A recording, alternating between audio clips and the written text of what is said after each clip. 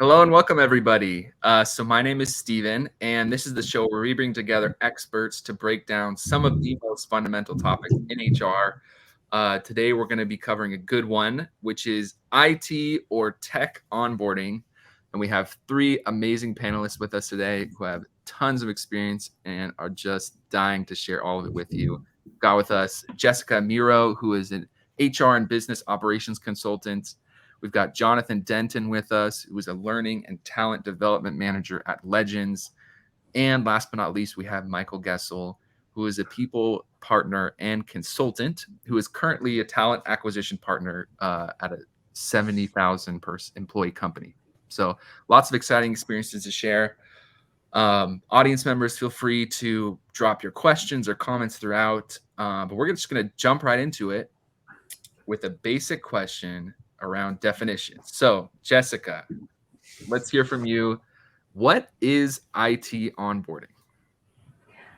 So I would think of IT onboarding as the process of getting an employee set up for success with their technical needs ahead of, during, and after their first day. I can dive into that a little bit more unless we want to spread that out. No, I think that's great. Really concise. I think it gets everyone on the same page about what we're about to talk about. Let's cover the why a little bit together. Why should people even be concerned with this topic? Let's give our best pitch for why people should stay on this panel listening to it and learning about this topic. Jonathan and then Michael, why is IT onboarding so important and crucial to company success? Well, I mean, when we're looking at some of the statistics, a new team member that comes on and experiences a good onboarding experience has a 93% chance of recommending that employer to new team members or new friends. So it really helps with that bringing and recruiting aspect if we do have a solid onboarding experience and can immediately bring that employee in and connect them with the company. Yeah, that's awesome. Michael, what are your thoughts on that? What do companies stand to gain from figuring out IT aspects of onboarding? Sure. So I would say I love what Jonathan said. It can make little things like IT onboarding, having a quick thing can make or break the impression of a company for an employee and for a new hire. And I have a little story I can tell if that's okay. Yeah. Steven, is that okay? Yeah.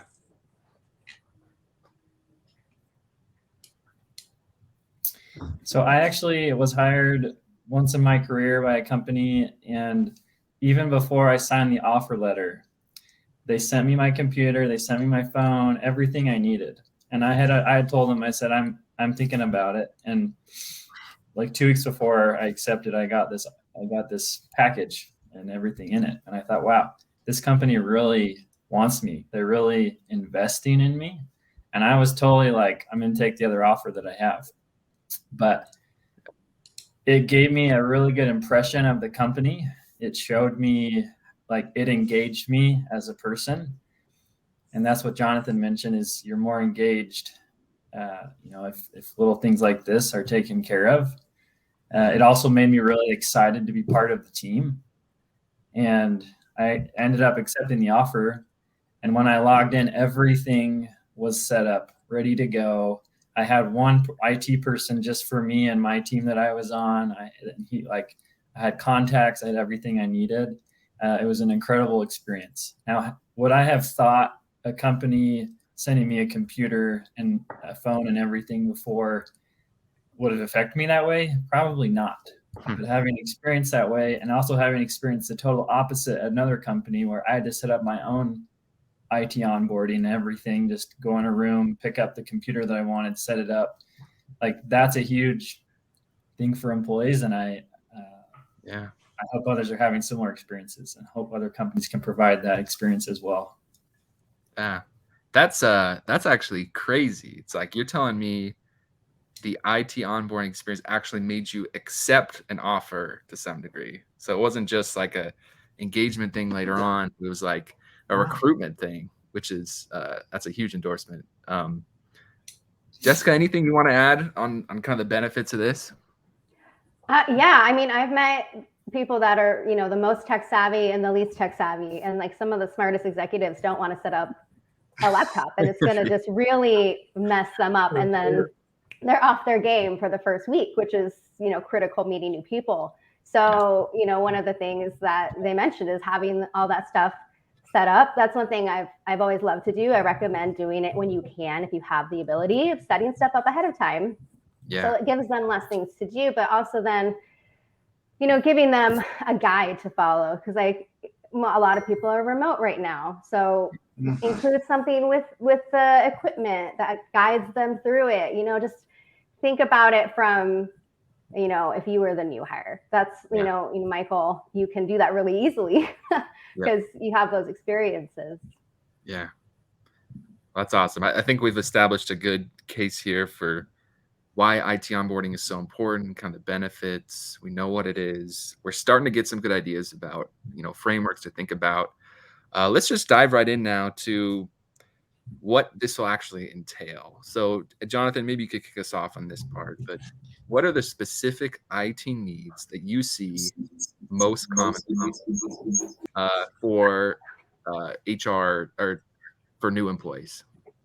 No, that's a great question, and something that we're working on right now is really we've kind of homed it down to like what are the three basic things that a new hire would need. And we look at like the Microsoft accounts. We really need to generate those because even if the laptop gets delayed in shipping, they doesn't get to them in time, they can at least log in any computer or phone and at least access their accounts. The second thing that we're looking at generating after the Microsoft is like our LMS. We do a lot of remote work. So like the first thing day one that we're going to do is we're going to send you a calendar Outlook, and you're going to open up your calendar Outlook and bam, there's your schedule for the first week. You just got to click on the link and you're right into our LMS that's now automating your learning system and teaching you about our benefits, teaching you about compliance. All of that now is automated. Lastly, we're really struggling is the laptops. They were in short supply. Now we're getting them. Now we're trying to get them out in time. Really the shipping, we're trying to overnight them if we can, just to make sure that they're getting to the people in time, that they're already set up. Just like Michael said, we want you to be able to open it, put in your password because your name's already there, your account's already there, and then all the programs you need are already loaded in for you. Yeah. Well, I love, so an LMS you got in there, you've got Microsoft accounts, and then the actual hardware. Jessica, how about you? What are the IT needs that you're seeing at your companies that you've been working at? I think the thing that the problem that I've tried to solve for, I guess you could say, is that expectation of new hires just kind of having to figure stuff out. We kind of mentioned that previously. So making sure they have everything set up. There's the email, Slack, all those other logins like you mentioned. Whether or not their laptop gets there, they need to be able to work. And, I cannot tell you how helpful it was when they added scheduled send, and, you can send the login details directly from the email client, and that's all fine and dandy. It's much smoother if you send it directly in an email with instructions. And you can automate this. You can do templates. I'm big on templates. And just making sure that, you're following the IT checklist. The onboarding checklist is gold, and there's a reason it exists, and it's to help set, employees up for success. Yeah. Michael, let's bring you in here. What any IT needs we've forgotten? You said a phone, which I thought was interesting. I guess that doesn't happen to every company, but in your role, you got a phone. Are there other hardware or software needs that are pretty common that you should set up before an employee starts? Yeah, so I guess this applies more for in-office people, but setting up printers and ensuring that employees can not only connect, but they know how to print from the network. And then I would say also, if you're going to provide more than one device, like a phone as an example, provide charging devices for them. Sometimes in the rush of things, little things can get forgotten like that. And luckily, it's sometimes easy enough to just go to the IT department and say, I don't have a charging cord. But I'd say those are two things that came to mind. Yeah. Man, you're giving me all sorts of flashbacks now on some of my first weeks at companies where I was trying to figure out the Wi-Fi password for some reason for like a month because I would be hybrid, so I'd only be in there like 1 day a week or whatever. Or like trying to find some like HDMI cables so I could use a second monitor stuff. Yeah. Well, and there's like international components too. Like, are they going to be traveling? Do they need any adapters for their equipment when they travel? Lots of stuff to consider there. Yeah. I would say also one simple thing is to keep the laptops and the phones and other devices charged. It can be so easy to overlook that and to have a dead computer, which is fine. Normally you're going to plug it in, but yeah, sometimes you're not going to have a desktop set up and then the laptop ready to go day one. Yeah. Yeah, no kidding. Well, I mean, you guys are making me realize too how big of a responsibility this is, how much work really is going into this, laptops, accounts, all of this. So I want to talk a little bit about the team that you're building to make this happen. Because I have to imagine it's not just HR doing it all, but maybe that is the case. Jonathan, maybe you could start us off on here because you were describing a lot of automations, a lot of, this overnight shipping you have to organize and all that stuff. What's the team that's making this happen? I think you have to, we partner strongly with our IT department. And I think being really with L&D, like you're a bridge, right? You're a bridge across multiple different divisions. And so when you come into an organization, your first thing is to make sure that those bridges are really strong and supported. And one of my first contacts is usually IT and making sure that we have a good orientation and onboarding experience. And luckily for me, we have a phenomenal IT department. I come to them and I'm like, these are all of our problems. And they're like, okay, let's start solving these. How can we solve these? And really it's they're willing to adapt and change and look at our current process. So really setting up the Microsoft accounts, like how can we use Power Automate? How can we use our HRIS system? How can we mirror those to where you're automatically getting notified of a new hire and it's going into the generation accounts? Yeah. And so they've done a phenomenal job. We've used Power Automate to kind of start kicking off a lot of these processes and creating those accounts. And then not only that, but like our help desk, they now generate the LMS logins too. So they're kicking off generating the Microsoft accounts, and then they're turning around and generating our LMS accounts. So they're supporting me to where now I don't have to rely on my team to be like, hey, they now have an email. Can you log in and do it? They decided, hey, we'll just do both. We'll do the basic update and then we'll push it to your team and y'all can fill out the rest of the information once you're ready. Yeah. And so that's a huge time saver on my team, just to have them simply go, yep, copy, paste into the LMS and we're done. Yeah. And then the laptop shipping, man, getting laptops out in time has been, I think everybody struggles with this. One, we were ordering them, COVID hit, and it's like, okay, there's no laptops. We're slowed right now. And we're trying to get them in as fast as we can. We're trying to get them out as fast as we can. Okay, well, we have these people starting tomorrow. Let's overnight their laptops as quick as possible. And luckily for us, we don't have to do that too often. But partnering with them, partnering with FedEx, it's really grown our ability to contact our employees. We are a worldwide company, so there are employees in Spain, Madrid, Germany. So it makes it a lot of fun. And so I brought up the VPN idea because, man, our VPNs, making sure that those are correct and logging in and the correct networks and the correct offices has always been fun for our IT department. And that's where I'll stop. Lots of work there. If I'm hearing you correctly, your role in all of it has been sort of identifying what they need when they need it, and then you're taking this all to IT and saying, hey, how do we make this happen, and a few other departments. Right. And we have a great HRIS administrator, so we start there, and that's our system of truth. Mm-hmm. And then we mirror that with our IT department, and then they help us generate, okay, well, this is what our timeline is. So they helped us really generate our SOP, because we base off a lot of our HR timeline off of their ability to meet those deadlines. Yeah. And so a lot of my orientation to onboarding scheduling is based off of when do they need the signed offer letter from recruiting? After we get that, what's the next step? And okay, IT needs 3 days to get that email and account generation done. Yeah. So then that allows me to start planning. Like, I can now hold orientation next Wednesday if they get it done on the Thursday before, because that gives IT till Tuesday to get that account generated. and mailed that gives me an ability then to log into their Outlooks, set up their Outlooks. And so you're right. It's just a bridge. I mean, I think none of this is housed in isolation. And luckily for me, I have an amazing IT department that is always like, yep, we're willing to help out. We're willing to take that on. Yeah, man. Well, Jonathan, you've got obviously a massive program over there, automated, so many cool things happening. Jessica or Michael, what should a smaller company be doing? I mean, think of like the one person HR team who maybe has either no IT department or like somebody who's tech savvy, who's like in operations or something. I'm not sure. Jessica or Michael, what might it look like for them? How do they involve other departments, or do they just do it all by themselves? Well, I can definitely speak to being the one person HR IT office EA, one person run the ship. And it's all about process, not for the sake of process, but for the sake of making sure things run smoothly.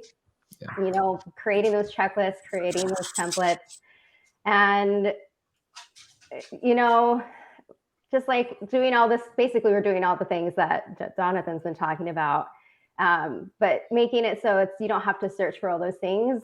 You make it easy for yourself, and by making it easier for yourself, then it's a seamless experience for that new hire. Yeah, I like that. Just building processes so it's easier for you. And make them branded. So if you ever need to share anything, you're good to go. Yeah, golden. Love it. Michael, anything you would add on, the difference between these big and small companies and how they might approach IT differently?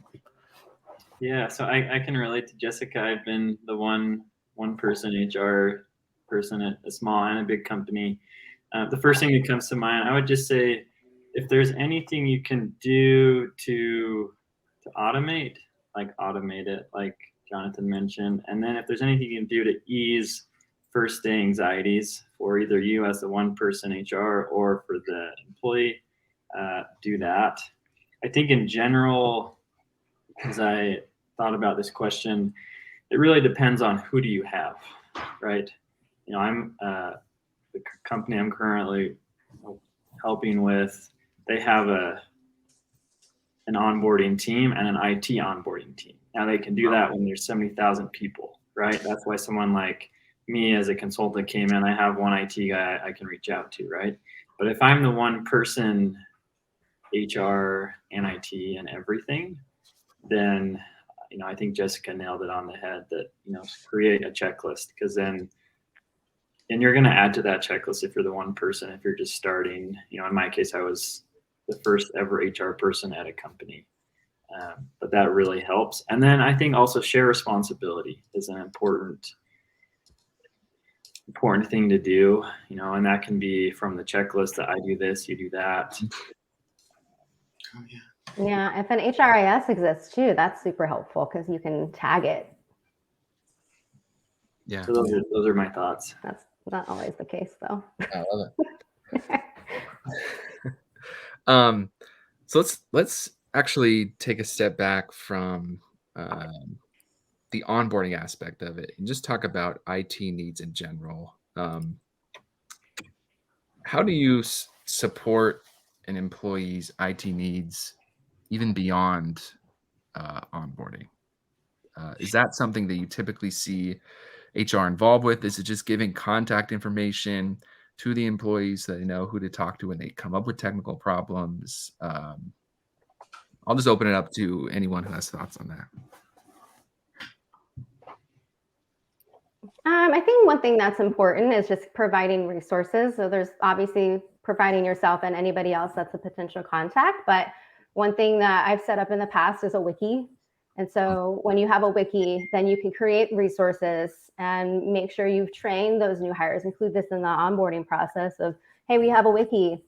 Here's what it looks like. Here's some important information. This is how you can find it, how you can search, all of that stuff. And here's all the IT things. So if you ever have issues, go here first. And then if you have any further issues, reach out. And then obviously if they reach out to you first, that's fine.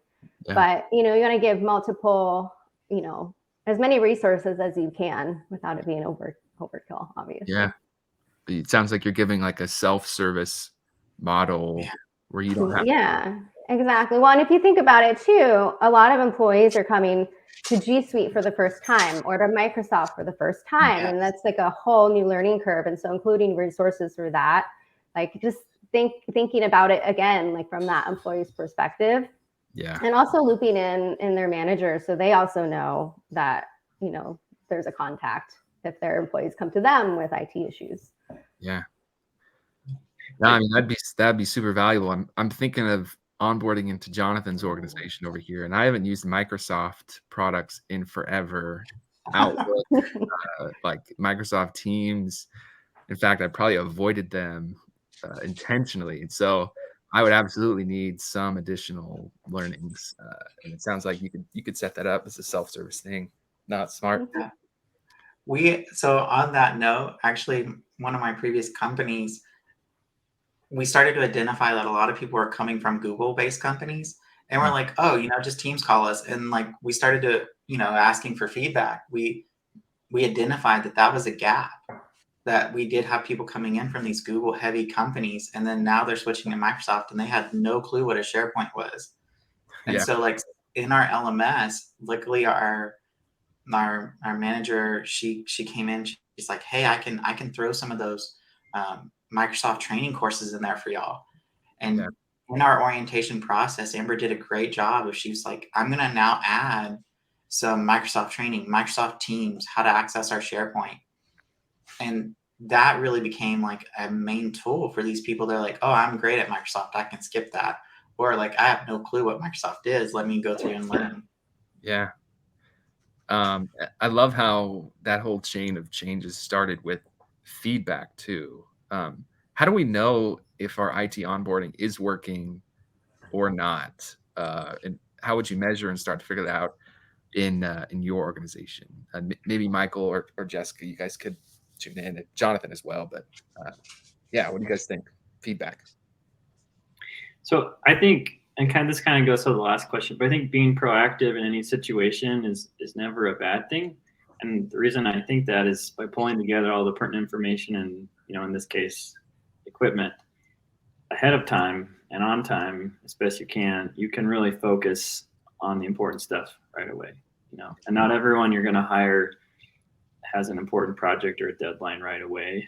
But I think if you pull back the IT and focus on, like, this is part of the onboarding process, right? And we're really integrating employees into this organization and the culture. And I think identifying those gaps, whether it's someone doesn't know how to use a computer or a system, is important. And I guess on that thought, part of onboarding, whether it's IT or not, is, does a person have access to a current employee, a tenured employee, their supervisor, someone in IT to teach them, and I guess the other thing I have is, actually, I'll save that for another question, but those are some thoughts I have. Yeah. Jessica, anything you'd add, especially on the topic of getting feedback to know if it's what you're doing is working or not? Yeah, absolutely. I think, having worked for a lot of smaller organizations where I was, again, that one person show, it was really important to me, and really kind of easy to do when you have so many meetings outside of the IT piece, to just ask for that honest feedback. And, you have your cadence of meetings, there's benefits, there's all sorts of other things that are, tied to onboarding. And in those meetings, it's really easy. And again, this is very targeted towards smaller organizations, to just ask, hey, can you tell me more about your experience? Because they're always looking to improve. And then as you grow, you can pivot to, a survey, and you can even do both. I mean, I always recommend having that candid conversation, then giving an anonymous form or survey. It's optional, of course, because survey fatigue is a thing. I think we all know, especially during COVID. And then Michael, I think you hit the nail on the head there of having like people to talk to outside of managers and IT and like their direct team. Having an onboarding buddy, I think, has proven critical whether it's related to IT or not. It's just, having somebody where they might get embarrassed to ask so many questions. And so having more than one person, as like a safe place is extremely helpful, I found. But yeah, just always ask for the feedback and just figure out which format works for the company. If it's Google Forms, if it's some other tool your company already uses. That's why it's always helpful to talk to your manager and your teams to see what tools you already have. And I thought of a quick example. I remember for me, but also for others in a company I worked for, we had an internal phone system, and it was honestly terrible. And so, I was in a job where I was literally on the phone every day, every hour. And so I was introduced to the Google phone, and I set up my own Google phone, and I called my boss and said, hey, this phone system isn't working. Is it okay if I use this? And she said, I've never thought of that. I can't tell you how many other people on our team over the years have had problems with their system. Yes, please use that. Now I didn't use the internal phone system the rest of my time at this company, and that was me being proactive. But I think being flexible and letting people, if you can, figure out what works for them. Google phone at that time worked for me and for 5 or 6 of my coworkers. Our internal system did not. Yeah. And that was important, and that let us focus on the important things and not be stressed about my phone isn't working. Yeah, that's awesome. Just a simple conversation that gave that manager, and you brought a solution to the feedback they needed to change an IT issue. Love it. We have one final topic question I want to address. I'm kind of kicking myself because we should have done this sooner in the conversation, but we're going to do it now anyways. I think we've kind of danced around this. We've talked about checklists. We've started to kind of list out how our IT onboarding tends to go at our organizations. But tell me what the perfect, ideal IT onboarding experience is, either at your company or that you think should be. Let's give what is on that checklist, step by step, that you want to execute with every employee, and in what order, kind of at what time. Jonathan, I think you already have explained this pretty well, but Okay.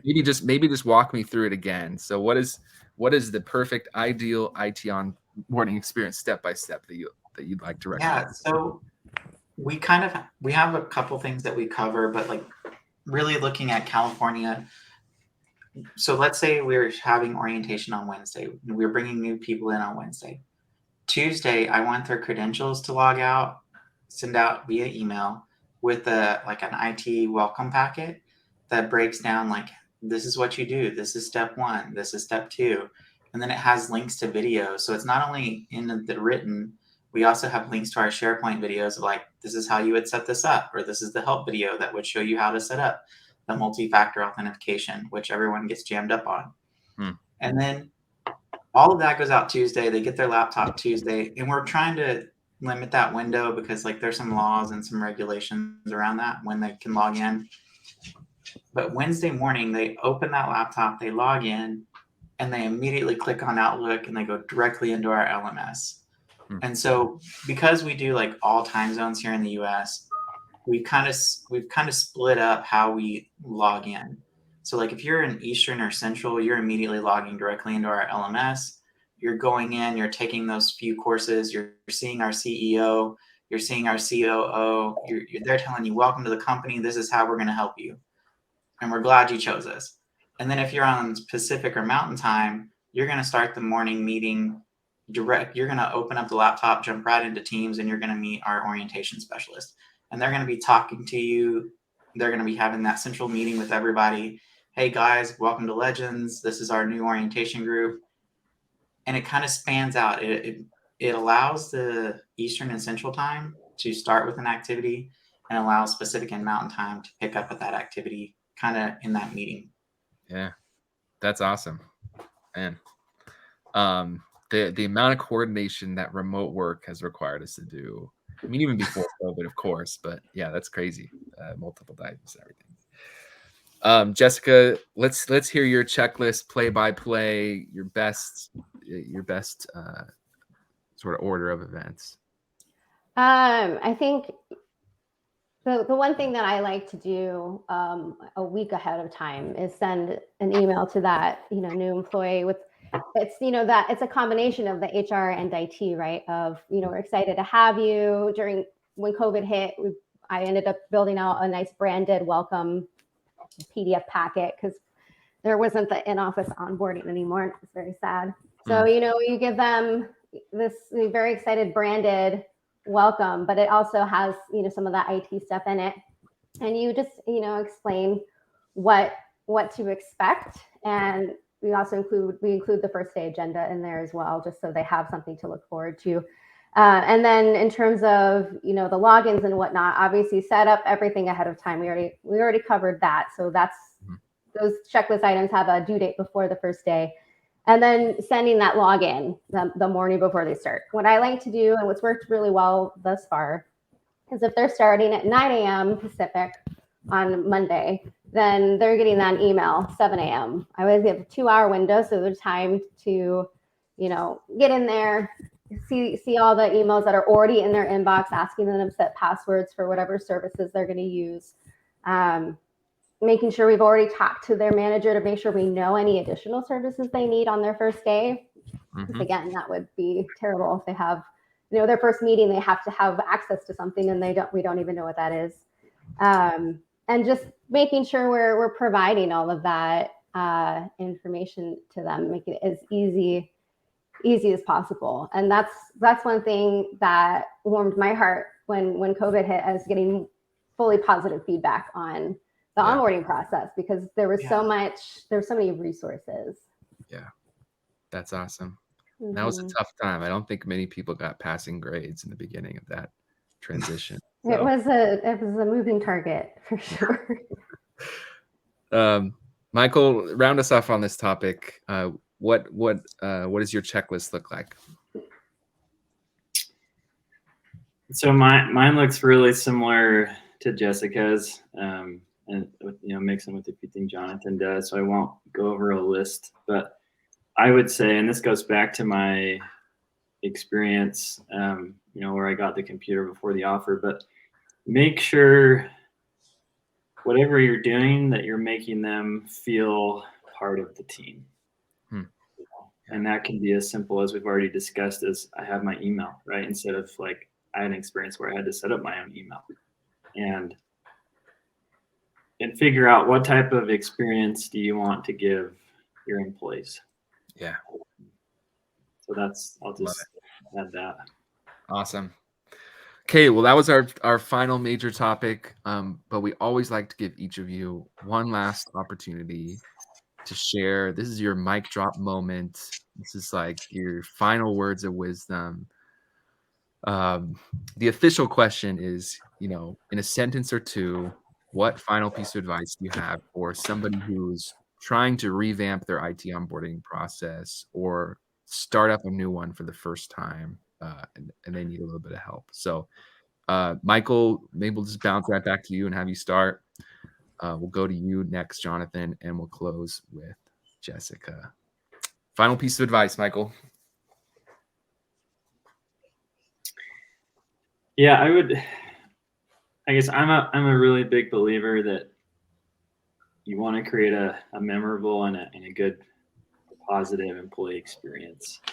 And so if you can provide that, a good first impression goes a long way.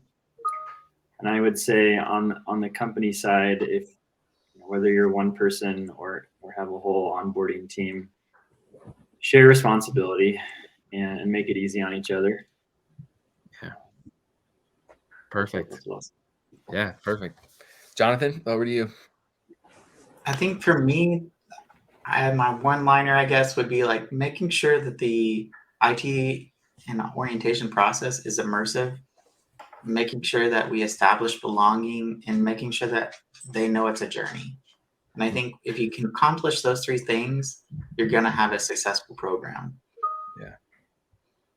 Awesome. Jessica, we'll give the last word to you. I think the thing that has proven to be the most helpful looking back is those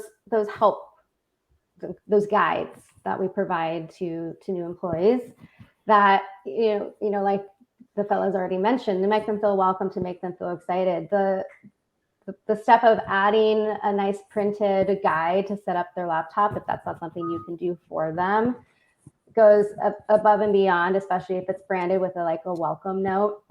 Yeah. If you're using a service, you might not be able to do that, but just doing those little things that you've already kind of set up your process, so it's not that hard to do. It just makes a world of difference. Yeah. Well, awesome. It's been so great learning from you three. Really lucky to have you. Awesome advice, awesome conversation throughout. From the small business to the large, lots of advice on things to do. If you want to learn a little bit more about IT onboarding, check out our article. We have an HR encyclopedia entry on IT onboarding, which you can find at eddy.com/HR-encyclopedia. Also, connect with these three because I don't want to put words in their mouth, but if you're really struggling with IT onboarding, I have a feeling you could reach out to them and hire them, or just ask for some mentorship and help at any time. And they obviously know what they're doing. So also the encyclopedia does contain 20 to 30 additional articles on onboarding and different topics. So that's it. That's my last closing spiel. So grateful for you three for coming. And we hope that everyone has an amazing rest of their day. See everybody. Thanks for having us. Bye. Thanks for having us. See ya.